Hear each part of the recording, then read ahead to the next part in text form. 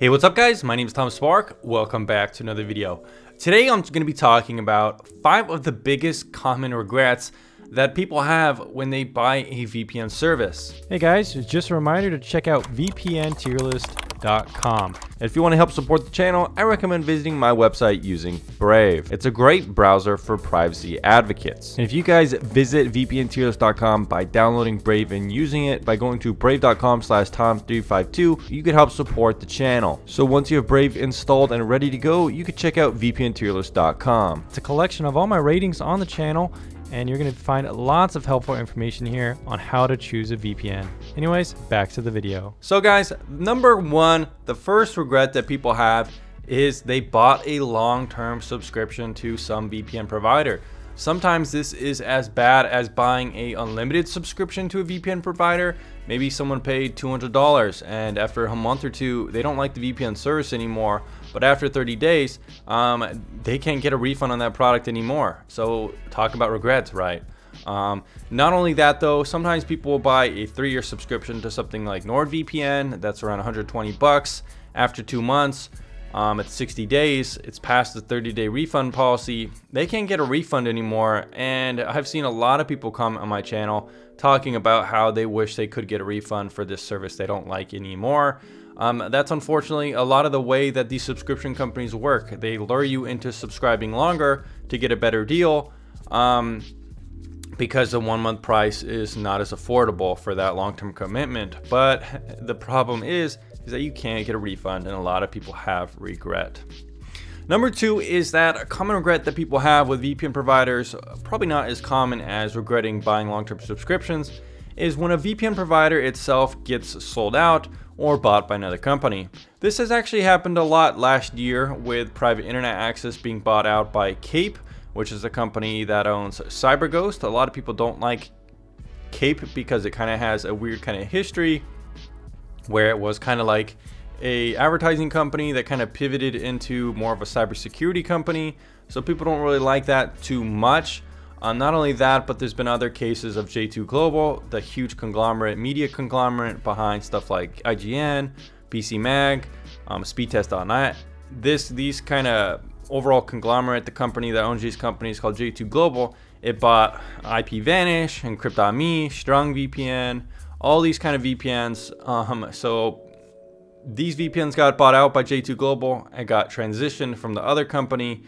The IPVanish itself has been kind of bounced around from company to company, and just think about all the user data going broop, broop, broop. It's like, at what point is your user data being in question? Because IPVanish itself is one of the VPN providers that did get logs to, I think it was like Homeland Security or something like that. And at that time, the company was like, oh, we're a no-log VPN provider. And then it got sold to a different company. And this company, when it was actually found out about the logging from the other company, they were like, well, we're a different company now. We don't collect logs, so don't worry about that past company. But that company itself got sold again. So it's like, who knows if that company even if the company now logs. It's trusting a VPN company is something that shouldn't happen overnight, and a lot of times these companies will get sold overnight. So that's a big regret a lot of people have. They will buy a year subscription to a VPN, the company gets sold, transition around, and they're kind of stuck with it. So it's kind of related to the long-term subscription and stuff as well. But I think it's something that people do think about a lot, is that they don't want their VPN to get bought out. The third thing is that a lot of people have regrets with VPN when they get hacked. This happened with NordVPN. NordVPN got hacked, and there was some kind of security breach on one of their servers, and they didn't really tell anyone until like a year later. They didn't really tell anyone until it kind of blew up on Twitter. It became viral that some hackers find out like that NordVPN had this breach that they didn't tell anyone about. NordVPN had huge fallout. Pretty much a lot of their sponsorships on YouTube died. A lot of the people that were advertising for them, or I guess if you want to say shilling for them, stopped doing so. And then they kind of had to make a big kind of like PR response method, like, oh, you know, we might have gotten hacked, and we didn't tell anyone for a year about it, but here's what we're gonna do. We're gonna do an audit. We're gonna do our own audit. We're gonna make a VPN security team. we're gonna make a bug bounty response program. Trust us, trust us, trust us, trust us. But the method is, the bottom line is that buying a VPN, having it get hacked, that's a big regret because you picked the wrong VPN. Kind of related to the sold out thing is where I was talking about IP vanish. A lot of times people have regrets with a VPN when the VPN itself gives up data to spy agencies. This is different from a hack. This is different than a company just selling out to another company. What happens is that sometimes VPN providers will get requests from governments and they will give up information. This happened with IP vanish, like I mentioned, but this has also happened outside of the 5 and 14 eyes with companies like PureVPN, which are, I guess, based in Hong Kong. They give up information to a USA spy agency about a user. So it just goes to prove that just because you're outside of the 5 and 14 eyes, it doesn't really make your VPN safe to use, which a lot of people will say about NordVPN, ExpressVPN, and all these other VPNs based on offshore locations. That's simply not true.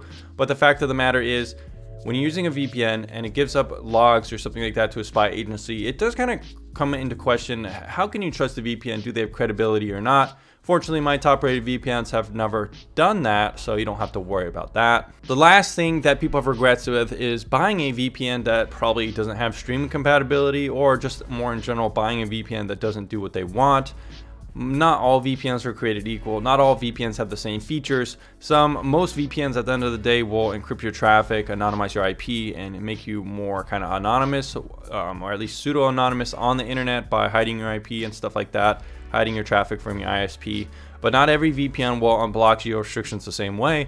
Not every VPN can unblock every streaming service, work with every website. It's just simply how it is.